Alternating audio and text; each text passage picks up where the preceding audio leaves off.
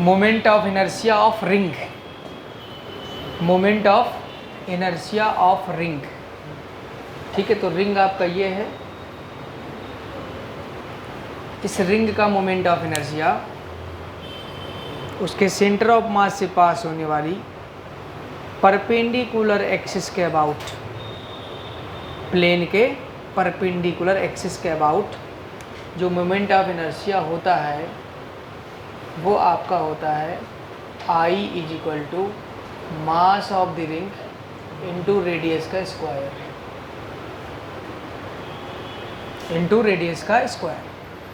आपको ये ध्यान रहे, ये जो मोमेंट ऑफ इनर्शिया है ये IZ है, रिंग के प्लेन के परपेंडिकुलरली सेंटर ऑफ मास से पास होने वाली एक्सिस के अबाउट। ठीक है, ये IZ है। आपसे पूछा जाएगा इस रिंग का डायामीटर के अबाउट मोमेंट ऑफ इनर्शिया बताइए। जो यहाँ से ऐसे एक्सिस जा रही है वो ये है, डायमीटर ये है, डायमीटर ये है। डायमीटर के अबाउट आपको बताना है, डायमीटर के अबाउट आपको बताना है। आप इस वाली एक्सिस के अबाउट मान लीजिए IX और इस वाले एक्सिस के अबाउट मान लीजिए IY। एक थ्योरम होती है perpendicular axis theorem, perpendicular axis theorem होती है IZ is equal to IX plus IY। IZ क्या है?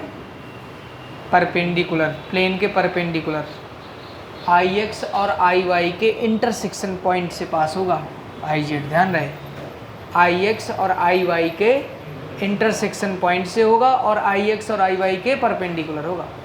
जो IZ होगा IX और IY के इंटरसेक्शन पॉइंट से पास होगा और उनके परपेंडिकुलर होगा। तो आपको पता होगा कि डायामीटर के अबाउट मोमेंट ऑफ इनर्शिया, चाहे एक डायामीटर ले लो, चाहे दूसरा डायामीटर ले लो, चाहे तीसरा डायामीटर ले लो, चाहे कोई सा भी डायामीटर ले लो, हर डायामीटर के अबाउट सेम ही होगा कि नहीं होगा। रिंग का एक पर्टिकुलर डायामीटर के अबाउट अगर I है तो IX के अबाउट अगर I लेट किया तो IY के अबाउट भी I होगा।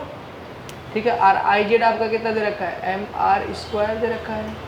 यहाँ से आपका आ गया I और प्लस I, यहाँ से आपका आ जाएगा MR square is equal to 2I, तो I इज इक्वल टू आपका आ जाएगा MR स्क्वायर अपॉन 2। तो अगर आपसे पूछा जाए कि परपेंडिकुलर एक्सिस थ्योरम कब अप्लाई करते हैं, परपेंडिकुलर एक्सिस थ्योरम कब अप्लाई करते हैं, तो आपको बताना होगा कि जब आपको किसी भी बॉडी का मोमेंट ऑफ इनर्शिया उसके प्लेन के परपेंडिकुलर पता है, ठीक है, और आपको एक ऐसी एक्सिस के अबाउट बताना है जो उसके प्लेन में लाई कर रही है। ठीक है, तो आप क्या करेंगे, प्लेन में जो एक्सिस लाई कर रही है एक तो वो हो गई और एक उसके परपेंडिकुलर एक्सिस, दो एक्सिस सेलेक्ट कर लेंगे और दोनों के अबाउट का मोमेंट ऑफ इनर्शिया लेट कर लेंगे। उन दोनों का जो सम होगा वो जो परपेंडिकुलर एक्सिस होगी उसके बराबर होगा, मतलब IZ is equal to IX plus IY। ठीक है, तो डायमीटर के अबाउट मोमेंट ऑफ इनर्शिया क्या होता है? रिंग का डायमीटर के अबाउट क्या होता है? MR square by 2। अब यहाँ से दो क्वेश्चन बनते हैं। रिंग है, ठीक है, अब रिंग यहाँ पर है क्या किसी के पास? रोकना जरा इसको आप रिंग फील करिए। ठीक है, अभी हमने आपको बताया है इसके about MR square,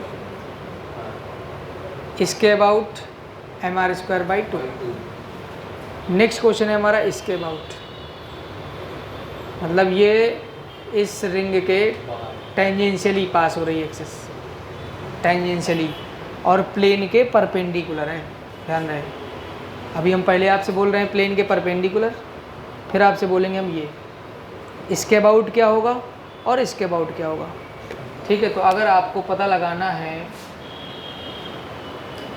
perpendicular axis के अबाउट पता है आपको, IMR स्क्वायर है, आपको टेंजेंट के अबाउट पता लगाना है।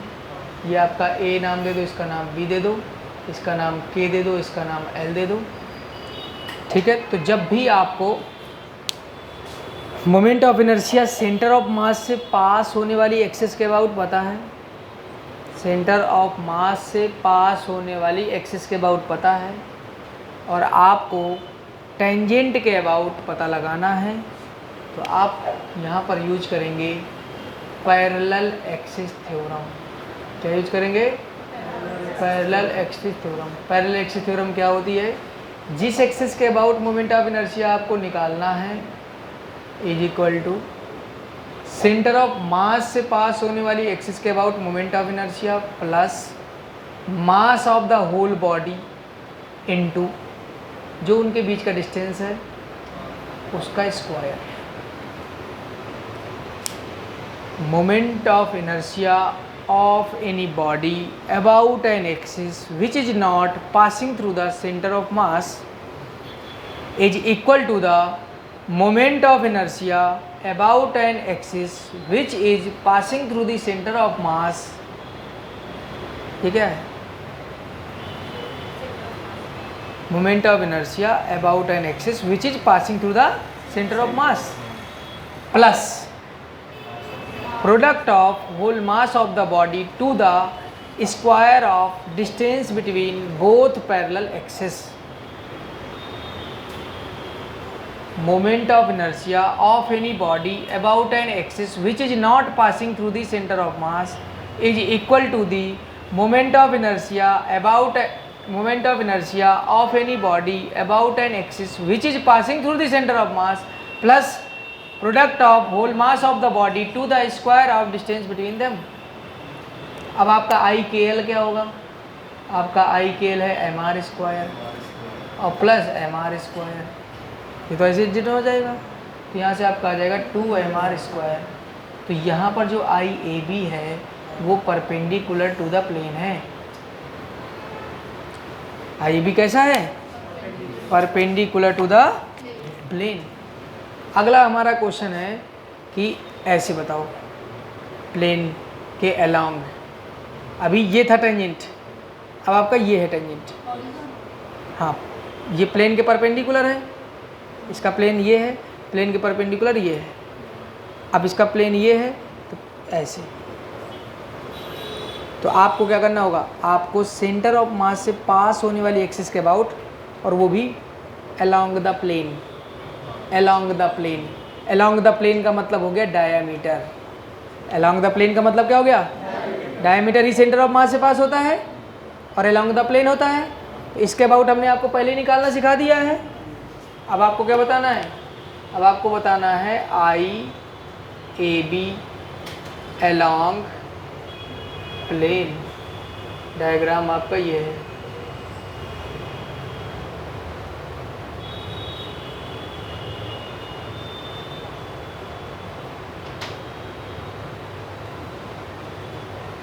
ठीक है, अब ये जो एक्सिस है ये ऐसे नहीं है, अब आपकी ये अलोंग द प्लेन है। हाँ, ये वाली ऐसे है। ठीक है, और इसके अबाउट निकालना है। इसके अबाउट हम लोगों ने निकाल लिया है एम आर स्क्वायर बाई 2। ठीक है, तो आपको क्या करना? आई ए बी बराबर I K L plus mass of the ring into distance का स्क्वायर। आई के एल कितना हो गया आपका? M are square by 2 plus M R square, add कर देंगे कितना आ जाएगा? 3/2 एम आर स्क्वायर। तो आई ए बी है अलोंग प्लेन।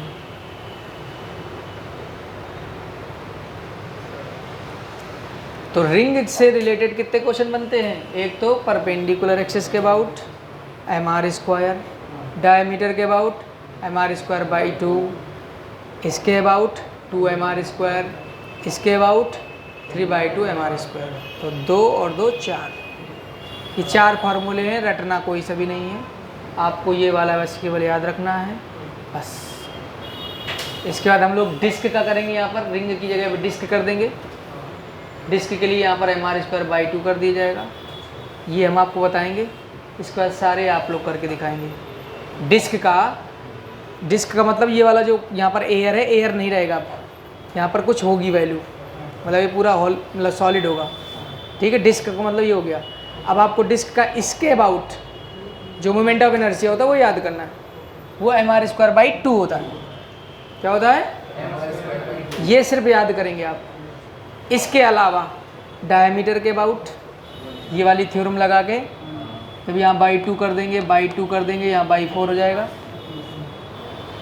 फिर इसके अबाउट कितना mr²/2 है। अब आपको इसके अबाउट पूछा जाएगा, डिस्क का इसके अबाउट, तो यहाँ पर क्या हो गया mr²/2 और प्लस mr², तो यहाँ पर हो जाएगा 3/2 mr²। फिर यहाँ पर आ जाएगा ये वाला केस, पहले ये वाला केस बता दिया, अब ये वाला केस। जब ये वाला केस करेंगे तो क्या होगा, ये वाला यूज करेंगे और ये वाला यूज करेंगे। ये कितना आया था हमारा mr²/4, mr²/4 आया था ना ये वाला, डायमीटर के अबाउट mr²/4 आया था। तो यहाँ पर आ जाएगा mr²/4 प्लस mr², एलसीएम ले लेंगे तो 5/4 mr²। समझ में आया कि नहीं आया? डिस्क के बाद आपसे कहा जाएगा हॉलो सिलेंडर। तो हॉलो सिलेंडर का वही होता है जो रिंग का होता है, याद कर लीजिए, क्योंकि रिंग्स को रखते जाइए तो हॉलो सिलेंडर बनता है। तो हॉलो सिलेंडर का मोमेंट ऑफ इनर्शिया उसकी एक्सिस के अबाउट वही होता है जो रिंग का होता है, mr²। सॉलिड सिलेंडर कहा जाएगा, सॉलिड सिलेंडर में डिस्क का जो होता है, डिस्क का mr²/2 होता है, तो उसकी एक्सिस के अबाउट mr²/2 ही रहेगा। टेंजेंशियल एक्सिस के अबाउट कहा जाएगा तो पैरेलल एक्सिस थ्योरम लगा देंगे, उससे आ जाएगा। क्यों? क्योंकि उसमें तो पूरा ये हो गया आपका एक्सिस और उसके ये पैरेलल है, तो पैरेलल एक्सिस के अबाउट क्या हो जाएगा, पैरेलल एक्सिस थ्योरम लगाना पड़ेगा। Point clear? सॉलिड स्फीयर का सेंटर ऑफ मास से पास होने वाली एक्सिस के अबाउट 2/5 mr², हॉलो स्फीयर का 2/3 mr², सेंटर ऑफ मास से पास होने वाली एक्सिस के अबाउट। और रॉड का सेंटर ऑफ मास से परपेंडिकुलर ये एक्सिस जो पास होगी उसका ml²/12, और रेक्टेंगुलर लैमिना का ml² + b²/12। ml²/12 tangential axis के अबाउट अगर पता लगाना है तो आप पैरेलल एक्सिस थ्योरम लगा देंगे। इसमें पैरेलल एक्सिस थ्योरम क्या लगेगी, इसमें ये A है और ये B है, ये K है और ये L है। तो ये जो पता है ये IKL के अबाउट है, IAB के अबाउट पता लगाना है तो IAB = हो जाएगा IKL plus mass of the body into perpendicular distance का स्क्वायर। तो आपका IKL हो गया 2/5 mr² प्लस mr², तो आ जाएगा 7/5 mr²। सिमिलरली इसमें पैरेलल एक्सिस थ्योरम लगाइए, ठीक है, इसमें पैरेलल एक्सिस थ्योरम लगाइए। इसमें भी अगर लैमिना है, ये लैमिना है, इसका लेंथ L है और इसका B है, इसके अबाउट पता है आपको ml² + b²/12, अगर इसके अबाउट पूछ दिया जाएगा, ठीक है।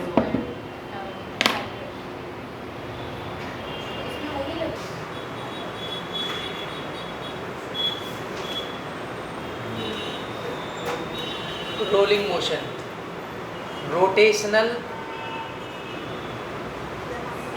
Plus translational. Rotational motion plus translational motion = rolling motion.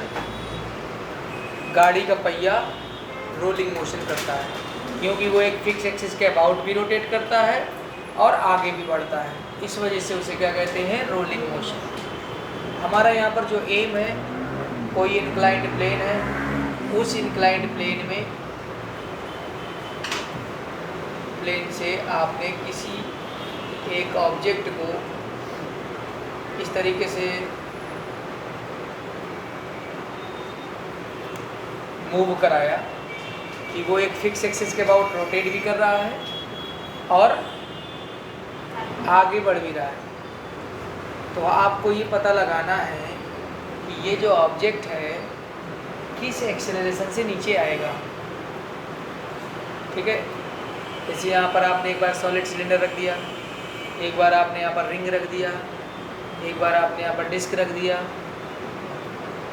पूछा जाएगा कि कौन सबसे जल्दी जाएगा, सबसे जल्दी कौन नीचे पहुंचेगा? तो सबसे जल्दी वो पहुंचेगा जिसका एक्सेलरेशन ज़्यादा होगा। अभी हम कैसे पता पाएंगे कि किसका एक्सेलरेशन ज़्यादा होगा? उसके लिए हमको दिमाग लगाना पड़ेगा। तो अभी हमें यहाँ पर जनरल बॉडी हमने लिया इस तरीके की, ये कुछ भी हो सकती है, सॉलिड सिलेंडर, सॉलिड स्फीयर भी हो सकता है, सॉलिड सिलेंडर भी हो सकता है, कुछ भी हो सकता है, ठीक है। रिंग भी हो सकती है, डिस्क भी हो सकती है, कुछ भी हो सकता है, ठीक है। सॉलिड सिलेंडर भी हो सकता है, ठीक है। अब आपको क्या करना है, यहाँ पर आपने इसका मास एमलेट किया तो इसका वेट डाउनवर्ड डायरेक्शन में mg लगेगा। ये एंगल यहाँ पर थीटा है, ये यहाँ पर टच कर रहा है तो नॉर्मल रिएक्शन भी लगेगा, r होगा। ये इस तरीके से रोटेट करेगा, रोटेट करते हुए चलेगा ना, इसे सॉलिड सिलेंडर रोटेट करते हुए चलेगा। ये आपका अल्फा एंगुलर एक्सेलरेशन से रोटेट कर रहा है, तो ये हो गया अल्फा एंगुलर एक्सेलरेशन हो गया। और आगे बढ़ रहा होगा वो लीनियर एक्सेलरेशन होगा। तो लीनियर एक्सेलरेशन जिसका ज़्यादा होगा वही जल्दी पहुंचेगा, ठीक है। तो दिमाग लगाएंगे हम लोग। ये आपका यहाँ से क्या आ जाएगा, अपोजिट डायरेक्शन में फ्रिक्शनल फोर्स लगेगा। और आपको बता दें कि ये जो चलेगा तो विदाउट स्लिपिंग चलेगा, स्लिप नहीं करेगा। और स्लिप नहीं करेगा इसका मतलब कि जो यहाँ पर फ्रिक्शनल फोर्स है इसको रोटेट कराने में फ्रिक्शनल फोर्स का ही मेन रोल होगा, जो इसे रोटेट करा रहा होगा। ज़्यादा चिकना कर दिया जाएगा तो ये खिसक के चला जाएगा, फिसल करके जाएगा, रोल करके नहीं जाएगा। तो ये मेन इसको घुमाने में काम कर रहा है। टॉर्क पढ़ाया गया था ना, किसी भी ऑब्जेक्ट को घुमाने की टेंडेंसी को टॉर्क कहते हैं। तो इसमें फ्रिक्शनल फोर्स लग रहा है पीछे की तरफ, और ये यहाँ पर इसका रेडियस है r, इसका रेडियस क्या है r। इसको आप n से कर दो क्योंकि रेडियस में और इसमें आपको कंफ्यूजन ना हो जाए। नॉर्मल रिएक्शन में नॉर्मल रिएक्शन n है और रेडियस r है। तो फ्रिक्शनल फोर्स ये आपका हो गया Fr, और ये हो गया इस एक्सिस के अबाउट रोटेट कर रहा है, तो ये हो गया परपेंडिकुलर डिस्टेंस। तो frictional force into perpendicular distance मतलब force into perpendicular distance from the axis of rotation gives torque. क्या देगा इसका? टॉर्क देगा। और आप लोगों को सबको पता होगा कि टॉर्क होता है आई अल्फा के बराबर। पता है सभी को कि नहीं पता है? तो यहाँ से आपका आ जाएगा एफ आर बराबर आई अल्फा अपॉन आर। और हम लोग जानते हैं A is equal to alpha into R होता है, तो अल्फा इज इक्वल टू आ जाएगा ए बाई आर। ये वैल्यू यहाँ पर पुट कर दीजिए, तो यहाँ से आपका एफ आर आ जाएगा आई इंटू ए बाई आर और अपॉन आर। तो एफ आर आ जाएगा आपका आई ए अपॉन आर स्क्वायर। हमारा मेन उद्देश्य जो है वो ए की वैल्यू निकालना है, ठीक है। तो ए के टर्म में हमने सोचा निकाला जाए। अब आपको क्या करना है कि इसका जो मास है इसके कंपोनेंट्स करना है। ये डॉट डॉट करके बढ़ाएंगे आप। ये आपका 90 है, ये 90 माइनस थीटा, ये 90 माइनस थीटा, तो ये 90, ये थीटा, ये 90 और ये थीटा, ये थीटा, ये 90, ये 90 माइनस थीटा, ये 90 माइनस थीटा, ये 90, तो ये थीटा। इस तरफ जो कंपोनेंट निकल के आएगा mg का, इस तरफ कंपोनेंट निकल के आएगा mg cos थीटा, और इस तरफ जो कंपोनेंट निकल के आएगा mg sin थीटा, ठीक है। अब आपको पता होगा कि जब कोई बॉडी एक्सेलरेटेड मोशन करती है, एक्सेलरेशन उसमें अगर होता है तो न्यूटन का सेकंड लॉ लगाते हैं हम लोग। और न्यूटन का सेकंड लॉ होता है कि total force acting on the body divided by it's mass gives acceleration. तो यहाँ पर mg sin थीटा नीचे की तरफ लग रहा है, तो आपका फोर्स क्या हो गया mg sin थीटा। ये बॉडी जो मूव कर रही है ए एक्सेलरेशन से नीचे मूव कर रही है, मतलब ये वाला फोर्स ज़्यादा होगा, ये वाला फोर्स कम होगा। मतलब कि this force minus this force क्या आएगा? Total force. इस बॉडी में लगने वाला नेट फोर्स कितना होगा? mg sin theta minus Fr होगा, mg sin theta minus Fr होगा। तो यहाँ से mg sin theta minus Fr divided by its mass gives acceleration.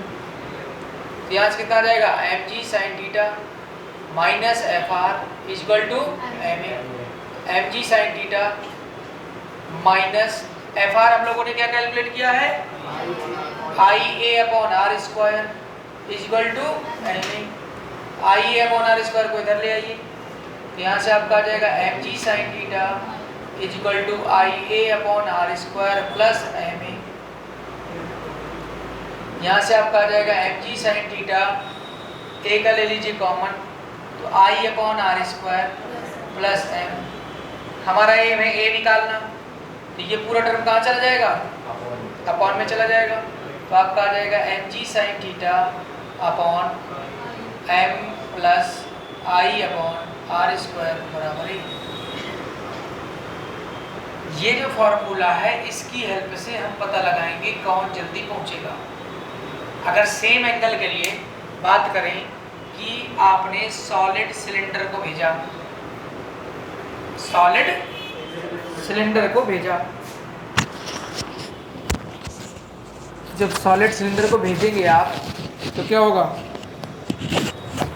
Solid cylinder को जब भेजेंगे तो ए इक्वल टू कितना आ जाएगा, यहाँ से m ji sine theta upon M plus I upon are square, और यहाँ पर जब आप सॉलिड सिलेंडर को यहाँ से भेजेंगे तो यहाँ पर सॉलिड सिलेंडर का मोमेंट ऑफ इनर्शिया यूज करेंगे, तो आई सॉलिड सिलेंडर क्या होता है, एम आर स्क्वायर बाई 2, जो डिस्क का होता है वही होता है ना, तो यहाँ से क्या आ जाएगा, A is equal to M ji sine theta upon M plus M R square M are square by 2 R square, तो कितना आ जाएगा, M G sine theta upon 3m by 2, M से एम चला गया तो 2/3 जी साइन थीटा, ये आपका आ गया ए सॉलिड सिलेंडर, क्या आया, ए सॉलिड सिलेंडर। अब ए अगर रिंग की बात करें, इसी में रिंग का मोमेंट ऑफ इनर्शिया रख दीजिए, m ji sine theta upon M plus M R square by r square, r square से आर स्क्वायर गया तो एम जी साइन थीटा अपॉन 2m, यहाँ से आ जाएगा हाफ जी साइन थीटा।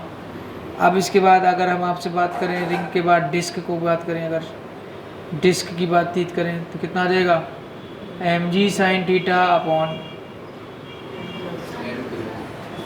डिस्क नहीं रिंग हो गया, सॉलिड सिलेंडर हो गया, हॉलो सिलेंडर करो यहाँ पर, डिस्क मत करो क्योंकि वो सेम ही हो जाएगा ना, हॉलो सिलेंडर, हॉलो सिलेंडर का रिंग के बराबर हो जाएगा, कुछ और करो, स्फीयर करो, solid sphere, solid sphere, m plus 2/5 m are square upon are square, इससे चला जाएगा तो कितना आ जाएगा, 5/7 जी साइन थीटा, 7 ऊपर 5 ऊपर आ जाएगा तो 5/7 जी साइन थीटा, तो यहाँ से आ रहा है 2/3 जी साइन थीटा, यहाँ से आ रहा है 1/2 और यहाँ से आ रहा है 5/7, 2/3 का मतलब कितना है 0.6 जी साइन थीटा, इसका मतलब क्या है 0.5 जी साइन थीटा, और इसका मतलब क्या है 0.7